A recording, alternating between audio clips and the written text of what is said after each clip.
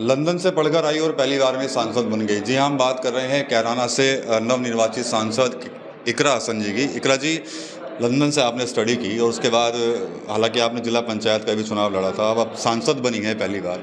तो क्या लग रहा है, पहले आपके दादाजी भी थे, आपके पिताजी भी थे, माताजी भी थी, भाई आपके विधायक हैं, जिम्मेदारी अब सबसे बड़ी आपके ऊपर भी।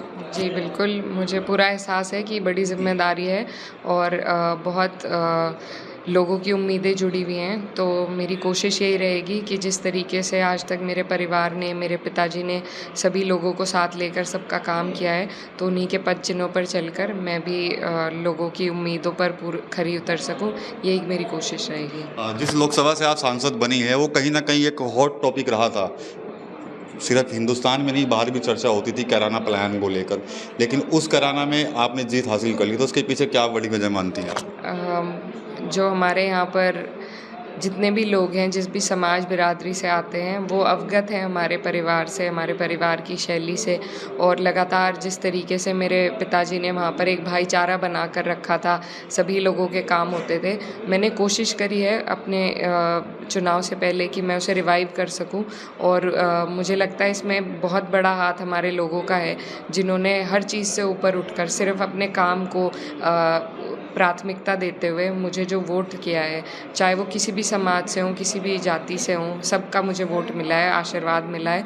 तो यही बड़ा कारण है कि ये जो भाईचारा बना है, ये बहुत बड़ी बात है हमारे क्षेत्र में।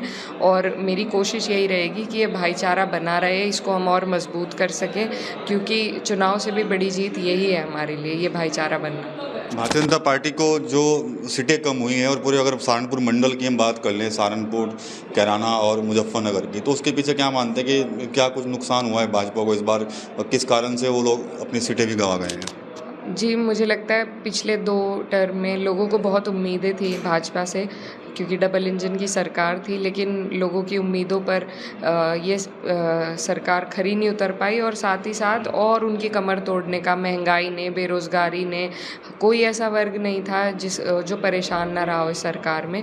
तो उनकी सभी की समस्याएं थी और कहीं ना कहीं एक अकड़, एक घमंड आ चुका था भारतीय जनता पार्टी में। तो उसको तोड़ने का काम इस बार हमारे लोगों ने किया है, खासकर हमारे मंडल के लोगों ने और पश्चिम के लोगों ने।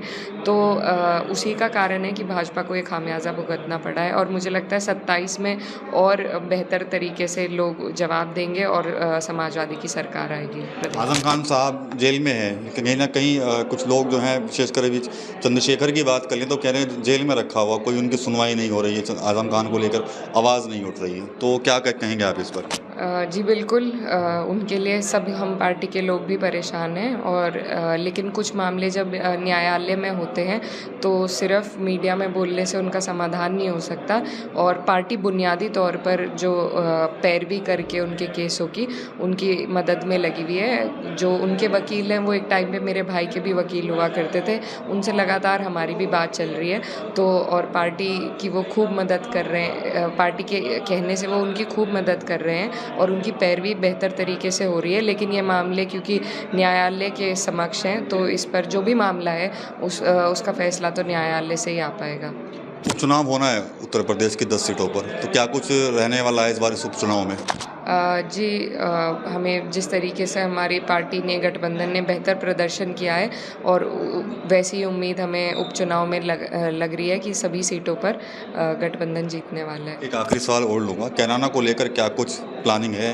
तस्वीर कैसे बदलेंगी कैराना की? तो कहीं ना कहीं अभी भी कैराना का जब जिक्र होता है तो कैराना का एक नाम जो है बड़े कह सकते हैं, कोई लोग खौफ में नाम लेते हैं, कोई समझ सकते हैं आप किस तरह से कैराना को प्रेजेंट किया जाता है। जी हाँ, एक परसेप्शन बना है जो मुझे लगता है हमने पूरे प्रयास करके पहले 22 में तोड़ा, अब 24 में तोड़ा है। और अब एक भाईचारा बनकर उभरा है हमारे क्षेत्र में, जिसको बनाकर रखने का हमारा प्रयास रहेगा, मजबूती देने का प्रयास रहेगा। और उसके साथ साथ ही जो हमारे क्षेत्र का विकास है, चाहे उसमें कनेक्टिविटी हो, विद्युत की समस्याएं हों, या फिर ख़ास तौर पर हमारा ध्यान शिक्षा और स्वास्थ्य पर रहेगा और किसानों के मुद्दे पर रहेगा। तो कैराना को लेकर क्या कुछ प्लानिंग है, उस पर साफ तौर पर जो कि इकरा हसन उन्होंने अपनी जवाब दे दिया। उसके अलावा तमाम मुद्दों पर उन्होंने बात की और साफ तौर पर यह भी कहा है कि जो यूपी उपचुनाव हो रहे हैं वहाँ पर भी जो पार्टी है वो बेहतर प्रदर्शन करने जा रही है।